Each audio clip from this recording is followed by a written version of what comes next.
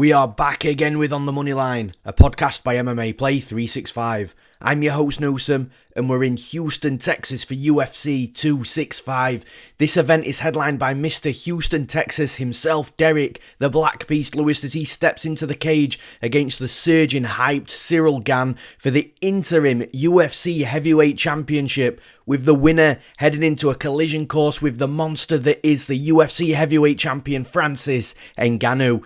We also have in the co-main event a big bantamweight clash between Jose Aldo versus Pedro Munoz, and another fight to mention which is probably my favourite fight on the entire card that is definitely worth this shout out is Yadong Song versus Kenney. This card is absolutely fire. But just before we get into those breakdowns, as always, there's a few things to mention in regards to MMA Play 365. The last event was pretty much a pass from every perspective. Fight week started with 15 fights on the card. We ended up only having 9 fights on the night, and the co-main event was changed 4 times, I believe, throughout fight week. We only had 2 official bets, one being Ronnie Lawrence, but that fight against Trevin Jones was scrapped on weigh-in day. And then the second official bet was Danny Chavez, who was also the money-back guarantee dog of the week, but that fight had ended in a draw, which is a push from a betting perspective. Basically, the bookies just refund you with your money. So all in all, a very uneventful event for us at MMA Play 365.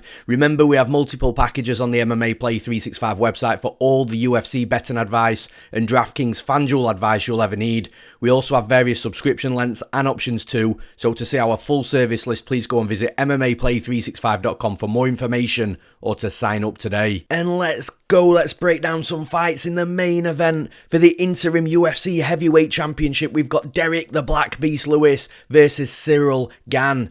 Gane is currently the minus 370 favourite. The comeback on Lewis at plus 310 as the underdog. Now, as for where the value is on the betting line, I do think the value is with the underdog in Derrick Lewis. Now, I just want to make one thing really clear. With me saying that Derrick Lewis has the value on the betting line, I'm not picking him to win. I'm not making a prediction that I believe that Derrick Lewis is a better fighter than Ciryl Gane. What I'm saying is that plus 310 with the attributes that Derrick Lewis has got, or even if you wanted to look at the KO prop at plus 419, that is the side that's got the value opposed to the minus 370 side on Ciryl Gane. As for where the betting line moves throughout fight week, I do think more money will continue to come in on Ciryl Gane. Ciryl Gane has had the majority of the money coming on him. He was a little bit of a shorter favourite not too long ago, and at some books he actually opened at minus 270 as well. So the trend's been on Gane, and I just feel that even though the line is really wide at this point, I think Gane's going to be in a lot of parlays. I think people will parlay him up. I think people will bet his props as well. So that's all things that will push the betting line out. I do think that Gane's going to go into this fight anywhere between a minus 400, minus 450 favourite. Now, as for how this fight plays out, so one thing I'll address straight away is I've already spoken about how I believe that Derrick Lewis's plus 310 betting line is the value side if you are betting this fight. The reason I say that is because of the power that he has. I spoke about the attributes that he has. I meant the power in that. You know, in his punches, it just takes one punch. It's very, very similar to what we say about Francis Ngannou. You know, Ngannou's not the most technical striker. He's developing, and to be honest, against Miocic, he looked a lot better. But generally speaking, Ngannou hasn't been that technical inside the UFC. Neither is Derrick Lewis. You know, both fighters share that same attribute, but the reason both fighters are sitting where they are right now with Ngannou the champion and Derrick Lewis fighting for an interim championship is because they just keep on sparking their opponents out, because they're big heavyweights, they've got big power with 4-ounce gloves on, and it only takes one punch. However, from Derrick Lewis's perspective, there is a problem when he can't get the knockout or he doesn't get the knockout, because sure, he's won a couple of decisions here and there, but generally speaking, he's not going to win many decisions if the fight goes to the scorecards. And honestly, this is a fight exactly like that. I think there's every chance that Derrick Lewis could knock Ciryl Gane out. I think Derrick Lewis could knock any human being out in the planet as long as he just has that opportunity to land one punch. But in this fight, if he doesn't land that one punch, he's going to get lit up. He's going to get pieced up badly. He could potentially get finished late as well. This obviously is a 5-round fight.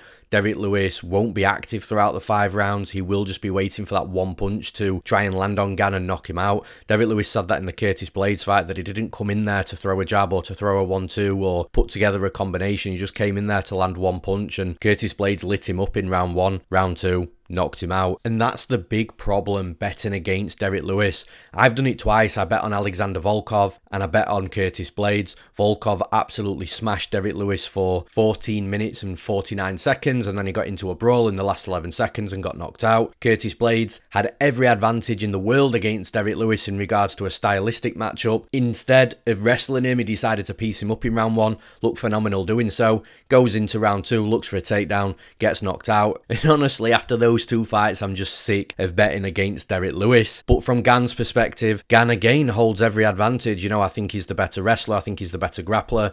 On the feet, he is a really technical striker, he puts together good combinations. But what I do like about Gane in this fight is he is patient, he completely and fully understands his range and his distance, so he's going to be able to go in this fight a little like the Rosenstruik fight. Rosenstruik holds that touch of death, but Gane managed to stay out of it whilst pushing him backwards against the cage, and that's what's going to happen in this fight with Derrick Lewis. Gane's going to be popping a jab out there, looking to be technical, not getting into that boxing range and exchanging with heavy blows. He's just going to keep forcing Derrick Lewis backwards. If Derrick Lewis's back is against the cage, I think at that point Gane will measure his range, he'll measure the distance, and he'll just make sure that he's not in harm's way. And honestly, in this fight, I think Gane's got no problems entering into a dull fight, and maybe fans saying, oh, that was boring, they weren't entertained. I don't think Gane cares. I think the main thing is that Gane doesn't get knocked out in this fight, and by not getting knocked out, that might ultimately mean that it's just a bit of a technical performance and not one that sparks huge entertainment for fans around the world watching. And I think Gane's fine with that, because the most important thing is Gane doesn't get knocked out and he wins the UFC interim heavyweight championship, and I don't think that anything else matters for Gane. He can go out there and put exciting fights on later down the line. He's just got to make sure that he doesn't fall into the trap which allows Derrick Lewis to knock him out. I still think there's every chance of Derrick Lewis landing that one punch on Gane in 25 minutes and knocking Gane out. I don't care how good Ciryl Gane is as a fighter. If Lewis lands that one punch on him, he's going to go down and everyone's going to be shocked once again. However, I do have to side with the fighter that is the better mixed martial artist, that is better in every single area, that does have multiple paths to victory, and also the side that isn't the fighter that needs a knockout to win. I'm picking Ciryl Gane to win this fight and become the interim UFC heavyweight champion. And in the next fight, in the co-main event, in the bantamweight division, we've got Jose Aldo versus Pedro Munoz. On the money line, we have a -110 pick'em on either side. As for where the value is with that pick'em, the betting line is playable on either side. If you've got a good read on this fight, and I do say this quite often, but if you've got a good read on this fight, then either side is playable as long as you've got that good read. As for where the betting line moves throughout fight week, the current trend is the money coming in on Pedro Munoz. Pedro Munoz opened, I think, at +120. All that money's coming on him, pushed the fight to a pick'em. And from here, it's going to be really interesting to where the line moves, because at the time of recording this podcast, it's Wednesday morning in the UK, so there's a long time for the fights to actually start between now and Saturday for this fight to remain a pick'em. I do think that the line's going to kick out one way, and I do think that's going to be Jose Aldo money coming back in. I do think Aldo is going to close the slight favourite in this fight, with Munoz the very slight underdog. Now, as for how this fight plays out, it's a really, really good fight, and actually one of the most interesting things from my perspective is the low kicks in this fight, because over the years Jose Aldo has been known as the guy to destroy his opponent's legs with kicks, but then over the last few years Aldo has just stopped throwing these low kicks, and all the fans, and I'm guessing his coaches, are all calling for him to get back to these low kicks because they were devastating. And we did see moments of it in his title fight with Tecia. We did see the kicks and we saw how effective they were, but then he went into the next fight against Marlon Vera and he did throw a couple of kicks, but not to the numbers that he threw against Tecia. Really, we haven't seen that side of Aldo for, you know, maybe a good 6, 7, 8 years. But then in steps Pedro Munoz now. Pedro Munoz's low kicks is something that everybody's talking about. His low kicks have just really started to become a real focus point of his game plan. You look at the fight with Cody Garbrandt. That brawl from Cody Garbrandt was started because of the damage that Munoz did to his calf. Garbrandt didn't like it. Munoz started to really shut him down, shut his mobility down. Garbrandt swung for the fences and ended up getting knocked out. Then Then you look at Aljamain Sterling. Munoz landed a lot of low kicks in that fight, really helped him with his volume. Credit to Sterling, he didn't show too many ill effects of the kicks from Munoz. But then you go into the Frankie Edgar fight. Edgar again lasted a little bit longer, but you look at the end of the third round and Edgar's starting to really feel his calf because of the kicks of Munoz. Then you go to the Jimmy Rivera fight. He won that fight just because of the low kicks. He really shut Jimmy Rivera down,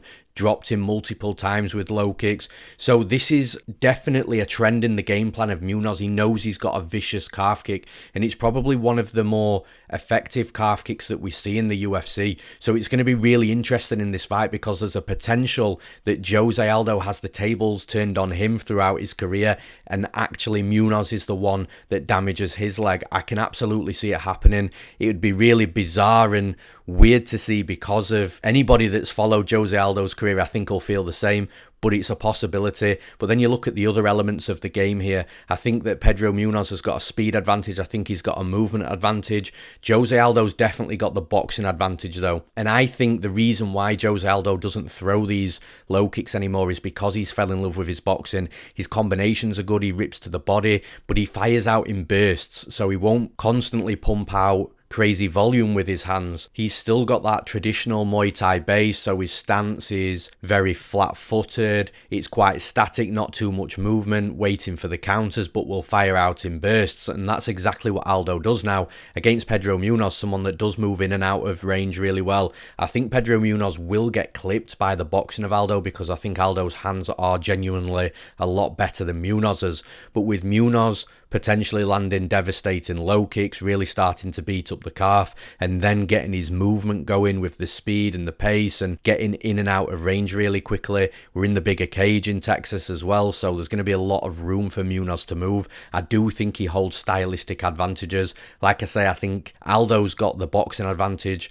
but I think Munoz is going to have the advantage with the low kicks. I think Munoz is going to have advantage with volume because he will pour volume, even though Aldo is going to be the more technical striker. I think Munoz is going to be the more effective striker because of that volume, a speed advantage, a movement advantage. I think that Munoz has got a lot of stylistic advantages in this fight, and it wouldn't shock me for Aldo to come out here and put on another good performance because, like I said, technically he is a better fighter, but I just feel that Munoz is more active and he's more efficient and effective with what he does inside the cage, and it's for those reasons I'm picking Pedro Munoz to win this fight. And in the next fight we've got another fascinating fight. We've got Vicente Luque versus Michael Chiesa. The betting line is a -110 pick'em on either side. So as for where the value is here on the betting line, as I've just mentioned with Jose Aldo and Pedro Munoz, if you've got a good read on this fight, then either side is playable for sure. As I said, as long as you've got that good read. As for where that betting line moves throughout fight week, it's really interesting because all the money has been coming in on Chiesa. Chiesa was and has been the underdog since the betting line was open, but all that money's coming on Chiesa. It's pushed it into a pick'em. Again, I agree with that line movement. And once again, I do think that we've got a long time between now, which is Wednesday morning in the UK, and fight night on Saturday for this fight to stay as a -110 pick'em. Again, I think it's going to ping off to either side. And I actually think, initially, I thought that a lot of money would come in on Luque. People love to bet Luque, but I think people are being really wise to this betting line, and I actually think it's going to be Chiesa that closes the very slight favourite in this fight, with Luque being a very slight underdog. Now, as for how this fight plays out, it's really interesting from Vicente Luque's perspective because I don't think that he's ever fought a fighter with the style of Chiesa in the UFC. Luque has had, in my opinion, quite a lot of favourable matchups where fighters are going to be willing to strike with him, and we all know Luque is a totally dangerous striker that can knock your lights out in just a split moment. But he's also had fights where, in those fights where he's got the striking advantage, he's also got the grappling advantage as well. So should things go pear-shaped for his opponent and they start looking to take him down, then he's going to have opportunities to sprawl and grab a front choke, an anaconda choke, a Darce choke, drop for a guillotine, those types of submissions. So I think that Luque's had a lot of favourable matchups where he's been the dangerous striker in a fight where he knows his opponent's going to stand right in front of him, but he's also been the better grappler just in case they don't stand right in front of him. This fight's a little bit different. I think you've got Michael Chiesa, who, in my opinion, I know we only saw flashes of it, but I said the same thing when I broke down Brendan Allen and Puna Haley Soriano just a couple of weeks ago.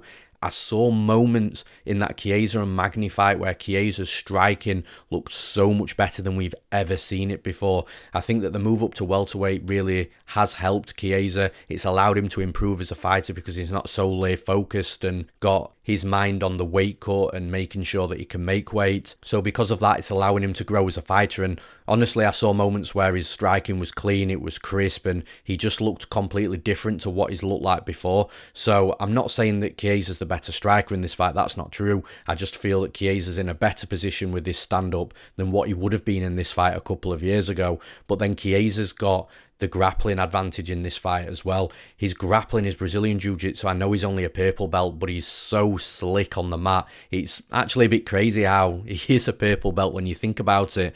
But what allows Chiesa to be so efficient in his fights is his takedowns. He's got every takedown in the book. He doesn't necessarily go to the traditional takedown styles of single legs and double legs, although he does have those in his locker. It's more the body locks, forcing his opponent to the mat, tripping them down, just being crafty in the clinch, and maybe even taking the back and hopping onto a back. He's just got every type of takedown in the book, and he's going to be able to get takedowns in this fight, in my opinion. You look at fighters like Randy Brown, who took Vicente Luque down. You look at Michael Graves. I know this was years and years back, but Michael Graves got Luque down multiple times. I do think that Chiesa's going to be able to score takedowns. I think he's going to be the bigger fighter in the cage. I think he's going to be the more physical fighter as well. Now, from Luque's perspective, he's got to be really cautious in this fight. He can't just go in there, enter the pocket and start winging wildly, because what he's going to be doing is closing the distance for Chiesa, which is exactly what Chiesa wants. But Chiesa's also got to be careful himself, because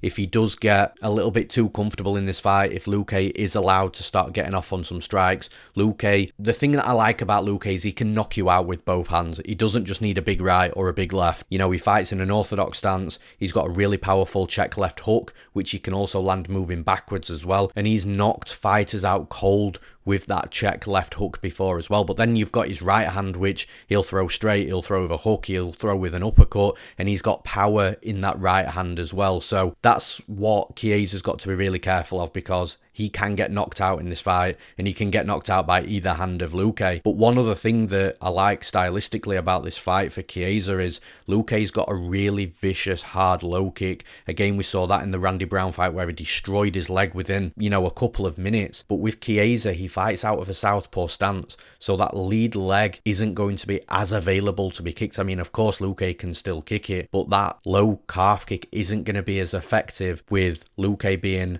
an orthodox fighter fighting Chiesa out of the southpaw stance. So again, I think Chiesa may have got a bit fortunate here with not having to worry about that too much. I think there's more upside for Chiesa in this fight. It wouldn't shock me for Luque to go in there and knock Chiesa out, get a win, climb the rankings. It's a really well-matched fight. But ultimately, I just feel that Chiesa's on a bit of a roll at the minute, looking like a really big welterweight as well. And I think he's got enough stylistic advantages and slightly more upside to win in this fight. So for those reasons, I'm picking Michael Chiesa to win this fight. And in the next fight in the women's strawweight division, we've got Tecia Torres versus Angela Hill. Torres is currently the minus 135 favourite. The comeback on Angela Hill at plus 115 as the underdog. As for where the value is on the betting line, I do think the line's quite accurate, if I'm being honest, and also I could see an argument for betting either side here. I think that Torres is the rightful favourite. There could be an argument that she should be a bigger favourite, so at minus 135 that's bettable. But Angela Hill at plus money is never usually a terrible bet. But I do think that the value side is very slightly on Tecia Torres. Like I say, you can make an argument for either side, but I think Torres at minus 135 is a better bet than Angela Hill at plus 115. As for where the betting line moves throughout fight week, the current trend has been the money on Angela Hill. I do think that'll continue a little bit, but if Tecia Torres gets down to minus 125 or minus 120, I think that'll be the betting line brick wall. I think money will start coming back in on Torres, pushing her to where she's sitting now, and ultimately I think this is roughly around the betting line where both fighters will close on Saturday night. Now, as for how this fight plays out, I do think it's going to be a really good fight. I think it's going to be fast-paced. I think we're going to see some nice striking, but at some point, I think this fight gets turned into a pure mixed martial arts fight. I think we'll see some clinch work, some wrestling. I think we'll see how both of these fighters match up on the mat in regards to the grappling. And this is where I'm giving advantages to Tecia Torres. I think that Angela Hill is probably the better technical striker, but Tecia Torres can really put on a pace. And once she starts fighting aggressively, Angela Hill will be on the back foot a little bit. And I think that Angela Hill, with her Muay Thai skill set and abilities, I think she can fight on the back foot, definitely, but she's definitely more effective coming forward, managing that range, sliding in and out of range really quickly. And that's the other thing here. Angela Hill normally has a big speed advantage in her fights, but I don't necessarily think she's got a speed advantage in this fight because Torres is also very quick herself. She's very small, so she's nimble in and out of the pocket. So ultimately, I just feel that the striking is going to be quite close. It's definitely going to be competitive, but it's going to be Torres that's forcing the mix-up inside the cage, forcing the clinch work, forcing the wrestling, trying to get the fight down to the mat. And I think that's going to be the edge that separates both fighters. And just one thing to mention here with the records and previous opponents, you look at the fighters that Tecia Torres has lost to. She's lost to Marina Rodriguez, Zhang Weili, Joanna Jacek, Jessica Andrade, Rose Namajunas. So basically what that tells you is every time Tecia Torres fights one of the best fighters in the division, she falls short. So then you've got to ask yourself, is Angela Hill in that remit of those fighters at the top of the division? I think Hill's really good. I think that she's going to cause a lot of problems for a lot of women in the division, but I don't think that she's close to the level of where Joanna Jacek was, where Zhang Weili was, where Jessica Andrade was. And then on the flip side, when you look at Angela Hill's previous opponents and the competition she's fought, and there's a trend there, Angela Hill will be beating the opponents she should be beating, the opponents that are lower down in the rankings than her. So your Ashley Yoder, Loma Lookboonmee, your Hannah Cyphers, Ariane Carnelossi, those types of fighters, Angela Hill will be able to beat relatively comfortably. But the second that she takes that step up against a Michelle Waterson, a Claudia Gadela, a Randa Marcos, a Courtney Casey, that's where she's starting to fall short. So again, it's a trend in this fight as well. You've got Tecia Torres, who will only lose against the elite of the division, which isn't Angela Hill. And Angela Hill will lose fights when she gets that little bit of a step up from the lower level competition. That's Tecia Torres. And as I've already mentioned, I do think the striking is going to be relatively close and competitive, but I do think that Torres is the more efficient and more effective striker, even if it's not the more technical striker. But I also think that Torres is the better complete mixed martial artist as well. For those reasons, I'm picking Tecia Torres to win this fight. And in the next fight, as I've already mentioned, this is probably my favourite fight on the entire card. We've got Yadong Song versus Casey Kenney. Kenney's currently the -122 favourite. The comeback on Song at +102 as the underdog. As for where the value is on the betting line, I know it's not a -110 pick'em, which is normally the betting line where I come out with this line, but I do think the betting lines are so close in a fight that could potentially be so close and be wild that if you have got a good read on either side, then both sides are still playable. As for where the betting line moves throughout fight week, I think it's going to fluctuate. We've seen this fight as a -110 pick'em already. Money's come back in on Casey Kenney, but as soon as Casey Kenney hits like -120, -125, you start seeing money come back in on Song, which I completely understand. I think this fight actually goes into fight night as a pick'em. I do think it'll fluctuate throughout fight week, but I think once the fighters get into fight day, I think the money will come back in on whichever side is the underdog or the plus money, and even that up to a -110 pick'em. Now, as for how this fight plays out, it's going to be a really interesting fight. You've got Casey Kenney fighting out of a southpaw stance with a brutal body kick that he absolutely annihilated Alateng Haley with. And then even in the Dominic Cruz fight, Casey Kenney does appear to really start using his kicks more than we've seen in previous fights. He does have a powerful kick to the legs, to the body, and obviously to the head. So he's going to be using kicks in this fight against Song. And it's going to make it a really interesting clash stylistically because Song's going to be trying to get into range to land big, hard shots on Casey Kenney. And Song is going to be the better boxer in this fight. He's going to be the fighter with more power, specifically in the hands as well. So this is why stylistically it's a great clash, because Kenny's going to be trying to keep Song at bay with the hard body kicks. Song obviously fighting in the orthodox stance, so the open body is going to be available for Kenney. But when Song gets inside, he is going to be landing big combinations on Kenney. He won't throw one big punch, he will put together combinations. But I think when you're looking at where else this fight can take place, that Kenney starts to have some advantages, because I think Kenny's the better wrestler. And this is important important because if it does get a little bit too tough for Song on the feet, Song doesn't really have that plan B of, right, I'm going to take Kenney down, because Kenney's defensive wrestling will be enough and his scrambles will be enough to not get put in any trouble there. However, if Kenney is having problems on the feet, he will be able to go to a plan B and start looking to take Song down. It's not easy to take Song down. He does put up a good fight. He has got good defensive abilities, but he's also able to be gotten at the same time as well. I think if Kenney's having a tough time on the feet and he really does commit to the wrestling and starts to look to be relentless with it, then he's going to have some success. If he's just shooting one takedown and then waiting another 30 seconds and shooting another takedown and not chaining anything together, then I do think it's going to be difficult to take Song down in that respect. But this is ultimately leading me towards looking at which fighter has the more upside here, has the multiple paths to victory, and for me that's Kenney. I definitely think that Kenney's going to have problems inside boxing range. Once Song gets past those kicks, Kenney could definitely be knocked out. Song hits hard, and the straight right hand down the middle, again with the clash of stances, orthodox versus southpaw, that straight right hand's going to be there to land on Kenney in a combination. That's Kenney's worry, but I do think that Kenney's vicious with his body kicks. I think he knows that he's vicious with his body kicks. He can put out a high pace, he can put out good volume, and I also think he's got a good plan B with the wrestling should it not be working out for him on the feet. So for those reasons, I'm picking Kenney to win this fight. And in the next fight, we've got Rafael Fiziev versus Bobby Green. Fiziev is currently the minus 280 favourite. The comeback on Green at plus 240 as the underdog.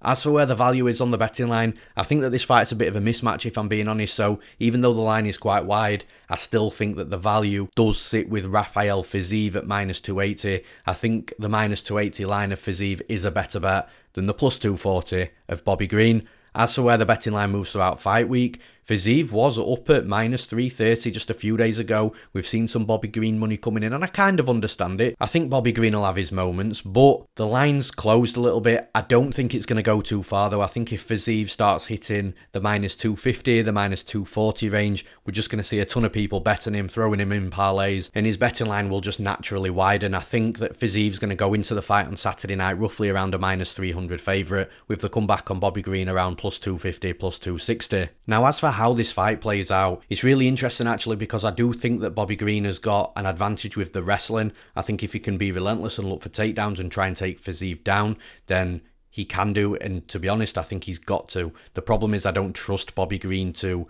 be a relentless wrestler. He likes to play around on the feet, he likes to get into a bit of a scrap, a bit of a war, and ultimately I think that's going to be his downfall in this fight, because the biggest gap in skill in this fight is on the feet, striking, and Fiziev is just an absolute monster. I don't think the striking is going to be anywhere near close in this fight. For every moment that this fight is on the feet, Fiziev's going to be piecing Bobby Green up. He's going to be landing combinations, landing volume. He's got every chance of knocking him out as well. Fiziev is a monster striker, and if Bobby Green doesn't relentlessly wrestle in this fight, he is going to lose. Unless, of course, Bobby Green does land a Hail Mary punch with 4-ounce gloves on and manages to knock Fiziev out, or lands a kick and manages to knock him out. But being realistic, the striking isn't close in this fight, and Fiziev's got every chance of brutalising Bobby Green as long as the fight's staying standing. If Bobby Green does turn relentless with his wrestling, I think he can take him down. Fiziev might get up in the early stages, but if the takedowns keep coming, I think that Bobby Green's jiu-jitsu will allow him to remain topside and do some good work. I think his cardio will allow for it as well. But the problem is I just don't trust Bobby Green to do that. I think Bobby Green is going to stand too long with Rafael Fiziev on the feet. I think the fight's won and lost on the feet, and for that reason I cannot look past Fiziev. I'm picking Rafael Fiziev to win this fight. And in the next fight, we've got a low-key fun one in my opinion. We've got Drako Rodriguez versus Vince Morales. Rodriguez is currently the slight minus 115 favourite. The comeback on Morales, the slight minus 105 underdog. As for where the value is on the betting line, I do think the value sits with Drako Rodriguez. I think he's a better fighter, a more complete fighter. I'll talk about that very shortly. But I think at minus 115, that's where the value is. As for where the betting line moves throughout fight week, it's going to be an interesting one for the rest of the week. The money has all been coming back in on Morales. Rodriguez opened up a minus 150 favourite. Morales was plus 120. The line is actually a pick'em at some books as well. And I do think that this betting line has got every possibility of closing a -110 pick'em as we get into Saturday, into fight day, but I do think that money at some point is going to come back in on Drako Rodriguez. I don't think it's going to be a lot of money, but if he closed at around a -125 favourite, I think that's where I'd see the betting line closing. I'd be very surprised if it went the other way. The line flipped and Morales ended up the slight favourite come fight night. So yeah, I think Rodriguez is going to close at around -125 with Morales sitting at around +100. Now as for how this fight plays out, if this was Rodriguez's UFC debut, if he hadn't have fought Aiemann Zahabi in the last fight, I think Drako Rodriguez would be sitting at around -200 here. A big favourite, everybody raving about how he's going to go in there and smash Vince Morales. But the fact is, Drako Rodriguez fought Aiemann Zahabi and he got knocked out by him in round 1. But the thing is, Rodriguez was looking good prior to that. And Rodriguez has never looked really that chinny or really looks like he had durability issues before that. I think it's just a case of he just got caught by Zahabi, and this happens at this level in mixed martial arts. It was his UFC debut. I think he might have got a little bit too comfortable after feeling his way into the fight in the early moments, and Zahabi just found a way through with the right hand and knocked him out. The thing is though, Morales could do the exact same thing, and that's the reason that's keeping this line from going crazy on Drako Rodriguez in my opinion, because you look at Morales, I don't think that he's going to be able to compete competitively with a lot of fighters in the division. I do think he's one of the lower ranked fighters in the division, but one thing he does have is good hands. We saw him drop Benito Lopez. He's beaten already Aiemann Zahabi, we've just spoken about. He put up a good fight against Yadong Song, put out good numbers against him with combinations with his hands. So Vince Morales does have good boxing, and actually that's the reason why the line's not going crazy, because people are seeing how Aiemann Zahabi managed to find a way through and knock Drako Rodriguez out. So Morales could do the exact same thing. But the thing is, I do feel that Drako Rodriguez is the better all-round fighter. If Morales doesn't find that one punch to knock him out like Zahabi did, I do have a hard time picking against Drako Rodriguez, because I think Rodriguez is the overall better striker, more varied, will use a lot of kicks up and down the body, so he's got more weapons in his arsenal on the feet. Then you look at the wrestling, I think that Drako Rodriguez has a wrestling advantage both offensively and defensively. Jiu-jitsu, I definitely think the jiu-jitsu side of things is an area where Drako Rodriguez has big advantages as well. So when you look at the all-round game of Rodriguez, I just think he's a better fighter. And I definitely think that Vince Morales is going to have his moments in this fight, because he's, like I've already mentioned, his boxing is sharp. But I just don't think that we've seen enough from Drako Rodriguez in order to say that he's got durability issues, in order to say he's a little bit chinny. I just don't think that we've seen that enough yet to make that case. I think he just got caught by Zahabi, which, like I've already mentioned, can happen in any fight. I think Drako Rodriguez is the better fighter. I think he's got multiple paths to victory, and he's just the overall better mixed martial artist in this particular fight. I'm picking Drako Rodriguez to win this fight. And in the next fight, in the light heavyweight division, we've got Ed Herman versus Alonzo Menified. Menified is currently the -240 favourite. The comeback on Herman at +200 as the underdog.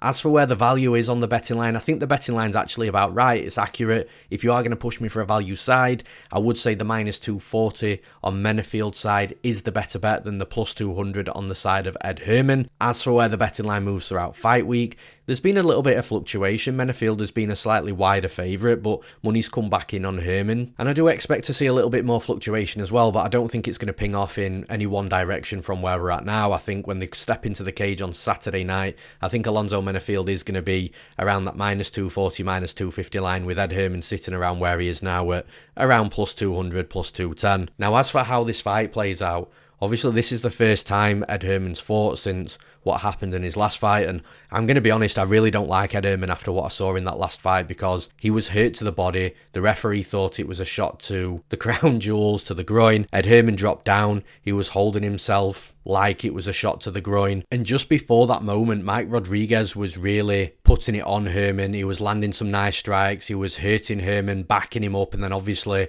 that shot to the midsection should have been the shot that won the fight for Rodriguez. But Ed Herman really played on that. He really really played on the fact that the referee thought it was a low blow, and I don't like it. And what happened after that is Ed Herman eventually got through the fight. He got Mike Rodriguez down and he submitted him. I feel terrible for Mike Rodriguez.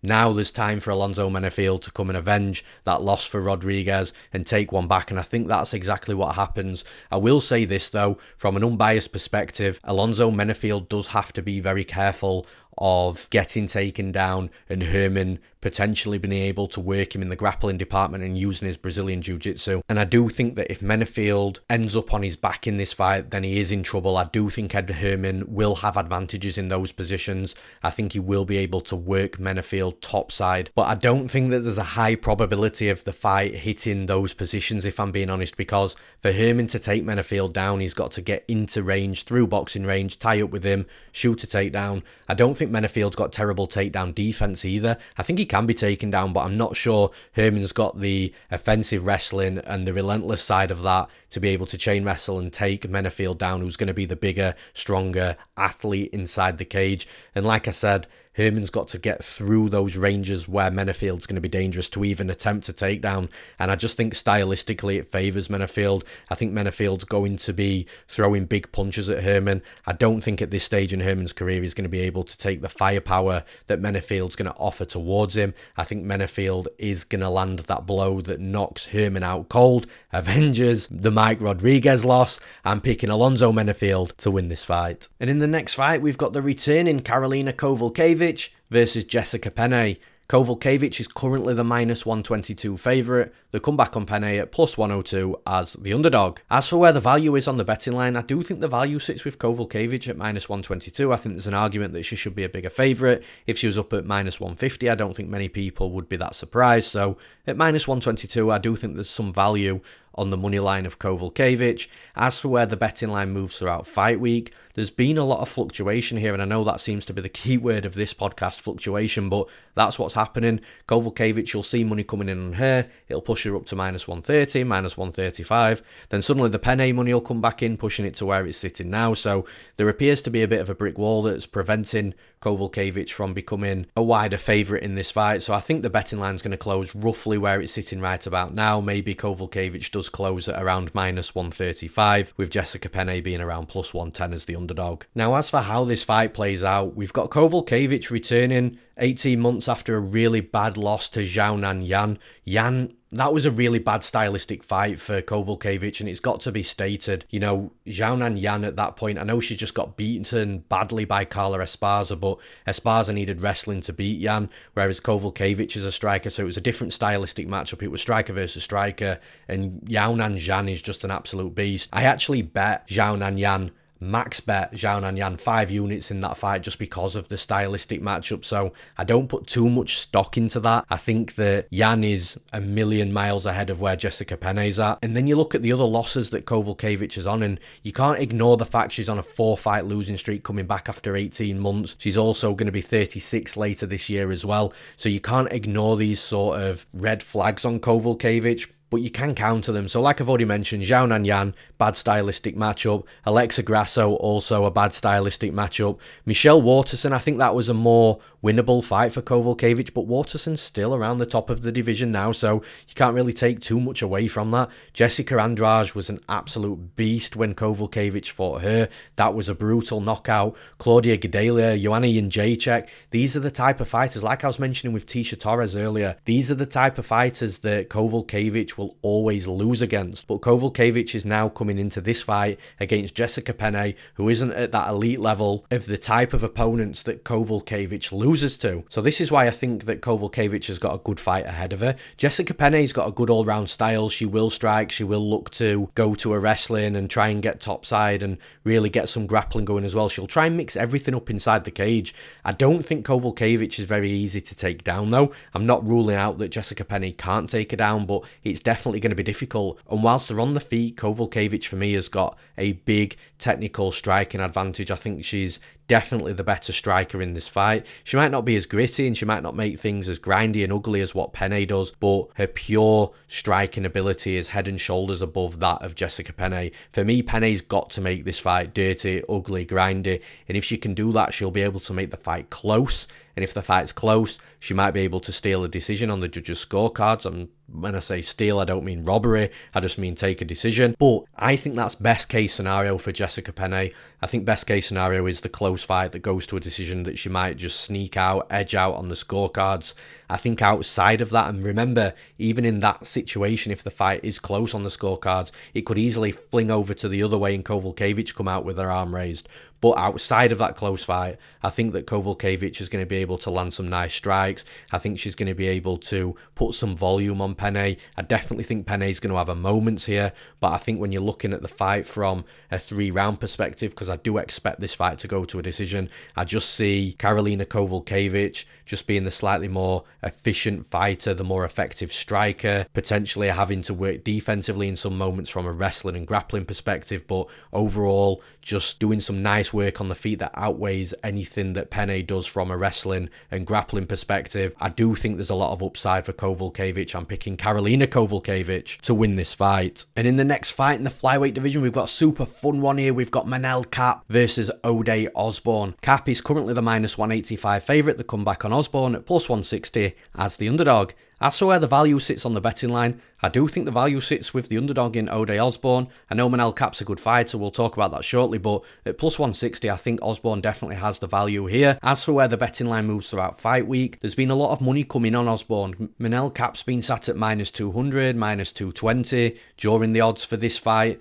So a lot of money has come back in on Osbourne to close this up a little bit. We are seeing now a little bit more money coming back in on Kape because the line's got, I think, too short for the public. So now the money's coming back in on Kape, which will push him back out. And ultimately, I see a little bit of fluctuation throughout fight week for the remainder of fight week. But I do think Kape's going to close at around -200 with Ode Osbourne sitting at around +175. Now, as for how this fight plays out, one interesting thing to mention straight away is Ode Osbourne is usually a bantamweight. He fought in his last fight against Jerome Rivera at featherweight, but now he's dropping down to flyweight. So he's fought at 135 pounds, that was his weight class. He stepped up to 145 pounds in his last fight. Now he's dropping 20 pounds to make the flyweight 125 pound limit this Saturday night. It's going to be really interesting to see how he looks as a flyweight. I actually think the flyweight division is going to suit him a lot better as well. I think he's going to be really tall and really long for the division. I think he's going to be faster as well, which is definitely going to help his attributes. He likes to kick a lot. He likes to be in and out of range, but he can fire out from the outside as well. So I think speed and movement are going to complement his style of fighting and the arsenal of weapons that he has quite a lot. So I do expect to see a better version of Ode Osbourne. Now, as for Manel Kape, it's a bit of a weird one with Kape because I like his ability and his skill set, and when he really does start letting things go inside the cage, he can look really good, but ultimately I just find him really low volume, and it's really frustrating to watch because you want him to let go and really just feel his way into the fight, get into his flow state and just let his strikes go, let him flow into his wrestling, which is a good wrestler as well, but ultimately you just don't get that with him, and like I've already said, he's really low volume. I've actually bet against Kape in his opening 2 UFC fights. I bet Pantoja against him. I bet Nicolau against him. He lost both of those fights, and now he's in with Ode Osbourne that he's definitely not a Pantoja and he's definitely not a Nicolau, but Osbourne definitely has a style that can cause Manel Kape problems, especially if Kape continues his low volume type of fighting. He's got to let his hands go. If he doesn't, he's going to lose this fight. And then even when we jump onto the wrestling, I think that Kape's got a wrestling advantage. If he has wrestling and takedowns into this game plan against Ode Osbourne, then I think he's going to be able to get Osbourne down. He does have to be careful because Osbourne is quite tricky off his back. He's got good jiu-jitsu. He will throw his legs up for arm bars and triangles, but I don't necessarily think that Kape's the type of fighter to get caught in an armbar or a triangle from guard. Maybe if something happens in a scramble and Kape just loses concentration for just a moment, maybe Osbourne could sync something up. But I do think, generally speaking, if Kape wanted to let his hands go in this fight, he could do some nice work on the feet. I think he's got a wrestling advantage as well. I'm just not convinced that he's going to put it all together. I don't think we've seen a performance for a long time where he's put it all together. So I'm actually going to side with the underdog in this fight. I think Osbourne is going to have a speed advantage, a volume advantage. I think if he's taken down, he can make life difficult for Kape as well. And I just feel that unless Kape does come into this fight and really changes the way he's been fighting in his last two fights and since he's stepped into the UFC, then he's probably liable to take another loss. Until I see Kape make those improvements and make those adjustments to his game, I'm not going to be convinced that they're going to be there specifically on this night. For those reasons, I'm picking Osbourne to win this fight. And in the next fight, we've got a fight that should have happened a couple of weeks ago. It got cancelled on fight day. We've got Miles Johns versus Anderson dos Santos. Johns is currently the minus 210 favourite. The comeback on Dos Santos at plus 175. Now, I've already spoken about the odds. I've already spoken about line movement and the breakdown of this fight as well the last time I broke it down a couple of weeks ago, but I'll do it all again for you guys, no problem at all. In regards to where the value is on the betting line, I think the value sits with Anderson dos Santos at plus 175. I think stylistically he's going to have problems to cause Miles Johns, and for that reason I think the betting line should be much closer. So I think the plus 175 is definitely the better bet than the minus 210 of Miles Johns. As for where the line moves throughout fight week, Miles Johns appeared to be a really popular bet last time out a couple of weeks ago, so I'd feel that the same thing surely must be happening again. I think that the money comes in on Johns continuously. I think he will be in parlays as well from what I sort of read from the public last time that this line was out. So I do think that the money will come in on Johns. It'll widen it up a little bit. I think he's going to close a minus 225 favourite, and that will push Dos Santos to around plus 190. Now, as for how this fight plays out, I do think that Miles Johns is going to have a wrestling advantage in this fight. I think from a technical standpoint, his boxing, his striking's a little bit cleaner as well. So Miles Johns, listen, he's a favourite for a reason.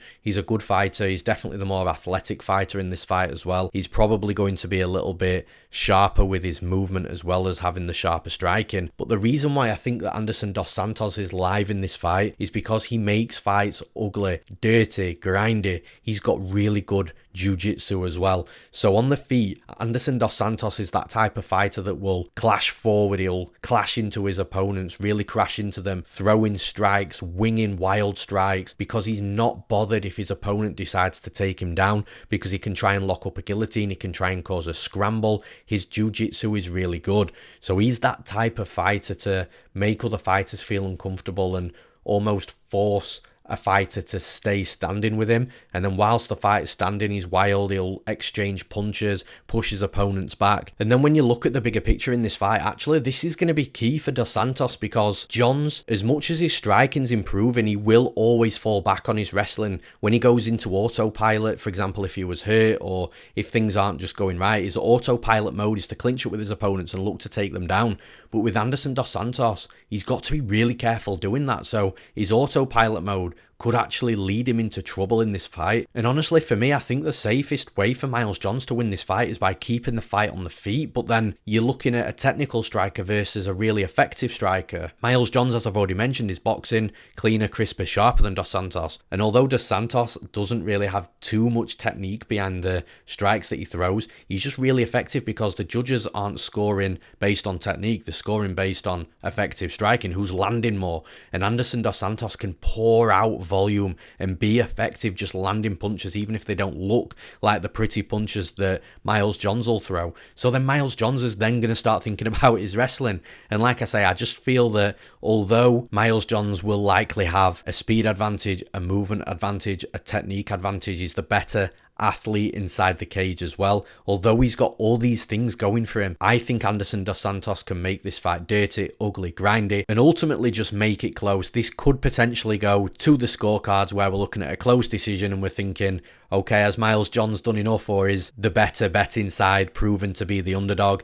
I'm going to side with the fighter that I think has got a Brazilian Jiu-Jitsu advantage and a fighter that I believe is more effective and who will also make things dirty and gritty on the feet as well. I'm picking Anderson Edson dos Santos to win this fight. And in the next fight in the women's flyweight division, man, this one's had me all over the place at times. We've got Victoria Leonardo versus the newcomer making her UFC debut, Melissa Gatto. The line is a -110 pick'em on either side, and as I've already mentioned a few times already, if you've got a good read, then either side is playable as long as you have that good read. As for where the betting lines move throughout fight week, a lot of money's come in on Victoria Leonardo, and I absolutely agree with that line movement as well. Gatto opened around -155, Leonardo was around +125. I thought the line, if anything, should have been flipped, but it's now sitting as a pick'em, so I do agree with that line movement. I do actually think the line's going to ping off in one direction the closer we get to fight night on Saturday night. I think Victoria Leonardo is going to actually close the favourite, with Melissa Gatto being the plus money underdog. Now, as for how this fight plays out, like I said, this fight's had me all over the place, and predominantly it's because of Melissa Gatto. So Gatto hasn't fought since 2018, where she actually submitted Karol Rosa in round 1, which you look at that right now and look at what Rosa's done in the UFC, that's a phenomenal win for Melissa Gatto. And actually, without that win on this record, A, I don't know if she'll be in the UFC, and B, I don't think it would be a -110 pick'em. I think Victoria Leonardo would be up at -200, -250. But the fact that she finished Rosa in round 1 with the Kimura, I think is definitely A, why the UFC have signed her, and B, why the lines are quite close. But you look at the fight before that, City Rocha, that fight was scored a draw, complete robbery. Rocha absolutely dominated her in every single round. I don't even understand how that could possibly be a draw. But Rocha showed a lot of holes in Gatto's game. She was able to take Gatto down. When Gatto took her down, she was able to reverse the position straight away. Gatto couldn't do anything off her back whatsoever. When she was taken down, she was stuck under Rocha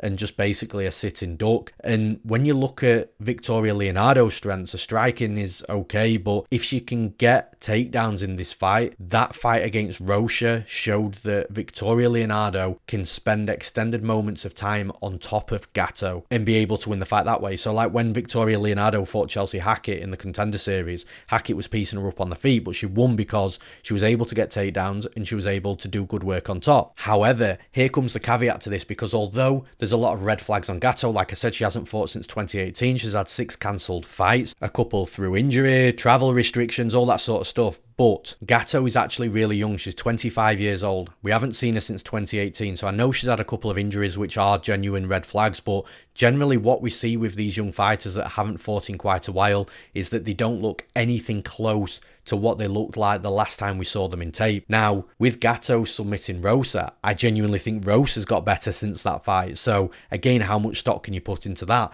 But I've got a funny feeling, a sneaky suspicion that although I believe that Victoria Leonardo is the better side to bet on in this fight, and definitely the fighter that looks like she's got way more advantages stylistically on tape, I've got a funny feeling we're going to see a completely different Gatto. It happened a few years ago with Laureano Staropoli. If you remember that, he was due to fight Hector Aldana. His tape looked horrific. He looked really green and looked like he was still in his learning process, unsure why the UFC signed him. But then he came into the cage and just absolutely smoked Aldana. So this stuff can happen. It is common for a fighter that's that young to look completely different with a big layoff. So although the layoff does scream some red flags, I think you've got to be cautious with what Gatto we're actually going to see step inside the UFC. The fact that she's got 6 cancelled fights and she doesn't look phenomenal on tape tells me that the UFC still wanting to book her fights, they like something about her, and like I say, that does have a cause for concern. Ultimately though, when it comes to a pick and a prediction, I do have to roll with what I've seen on tape. I think Victoria Leonardo has stylistic advantages in a wrestling and top side. I think the striking could be relatively close, really competitive, but the edge for me from what I've seen, if Victoria Leonardo gets takedowns on Gatto, she should be able to smother her on top. For those reasons, I'm picking Victoria Leonardo to win this fight. And in the final breakdown of this episode of the podcast, we've got Johnny Munoz versus Jamey Simmons. Munoz currently the -255 favourite. They come back on Simmons at +215 as the underdog. Now, as for where the value is on the betting line, I know the line's relatively wide, but I do think that Johnny Munoz holds value at -255, and I definitely think that the -255 betting line on Munoz is the better bet than the plus 215 of Jamey Simmons. Now, as for where the betting line moves throughout fight week, there's been a bit of fluctuation actually. I was surprised to see some Simmons money coming in. Johnny Munoz was a bigger favourite not too long ago. Money came back in on Simmons, but now I think it's hit that brick wall where Johnny Munoz is now back in value for a lot of people, and now money's coming back in on him. I think that Johnny Munoz is going to close this fight at around minus 275. If it hit minus 300, I wouldn't be surprised either. Now, as for how this fight plays out, I do think unfortunately Jamey Simmons is in trouble in this fight. I think the gap in skill on the mat is astronomical from Munoz's perspective, who is a legit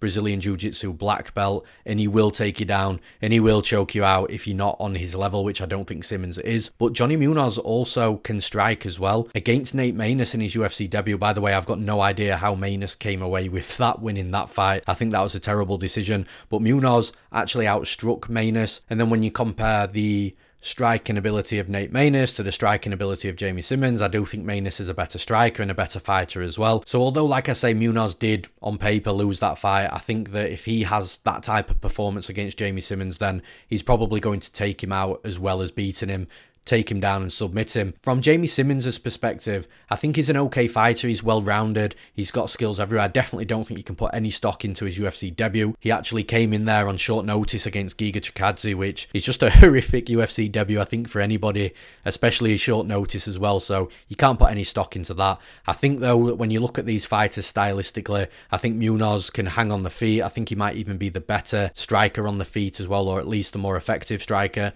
But ultimately, I think this fight is going to be won and lost on the mat. I think Munoz, especially after going 0-1 in the UFC, a loss that I don't think he deserved, and I think he'll feel the same as well. I think he's just going to want to go in there, take Simmons down, put on a performance, choke him out, submit him, whichever submission comes to him first, get a finish, get a win, fly on to the next one and show the UFC and give them a reminder of why he's in there in the first place. Like I said, the biggest gap in skill in this fight is definitely on the mat. Johnny Munoz is just absolutely levels above Jamey Simmons when it comes to the game, the realm of Brazilian Jiu-Jitsu. I think that's going to show on the night. I'm picking Johnny Munoz to win this fight. And that's all for this episode of On the Moneyline. I hope you all enjoyed it, and as always, fight fans, I'd appreciate all likes to the video and subscriptions to our MMA Play 365 YouTube channel too. If I've ever helped you with a prediction, if I've ever helped you give some analysis to win you some money against the bookies, then hit that like button, hit that subscribe button. I'd really appreciate it. Remember, you can get all the betting advice you'll ever need over at MMAplay365.com. We cater for long-term gamblers that like to build their own bets and strategies, gamblers that just want to follow exactly what I bet on, and we also cater for you fun gamblers that like the long shot fun parlays, or ACCAs, accumulators as we call them in the UK. Even if you only want our best value underdog for the event, which comes with a money back guarantee, by the way, if it loses, we have plenty of different packages and subscription options for you guys to choose from, which also includes our DFS packages for DraftKings and FanDuel. All our subscriptions are at very affordable prices too. Just hop on to MMAplay365.com and see what's best for you. Thank you all for listening, and we'll see you at the next event.